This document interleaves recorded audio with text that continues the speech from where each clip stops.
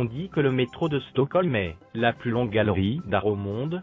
Il comporte 3 lignes principales, bleues, rouges et vertes. Il s'étend sur près de 110 km et comporte 100 stations, 47 en souterrain et 53 en surface. Toutes les stations présentent une décoration et une ambiance exceptionnelles.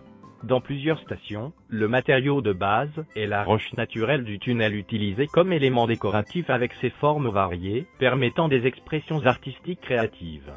Depuis des fresques jusqu'à des sculptures dans la pierre, des statues, des métaux, des incrustations de divers matériaux, et des peintures variées aux couleurs vives et brillantes. Le résultat est tout simplement magnifique. À la station Risen, une fresque didactique sur les murs raconte, sur la longueur d'un quai, l'histoire des civilisations de la Terre. Les peintures ont été créées avec un message de bienvenue au monde par lequel l'artiste suédoise, Helga Hanschen, a voulu remplir la grotte en modelant l'histoire de la vie avec des animaux, des oiseaux, des fleurs, l'homme et la femme. La première ligne du métro de Stockholm a ouvert en 1950. Depuis cette date, toutes les stations laissent une place à l'art, sous réserve que les œuvres s'intègrent dans l'environnement. Dans la centaine de stations, on peut voir les œuvres de près de 150 artistes.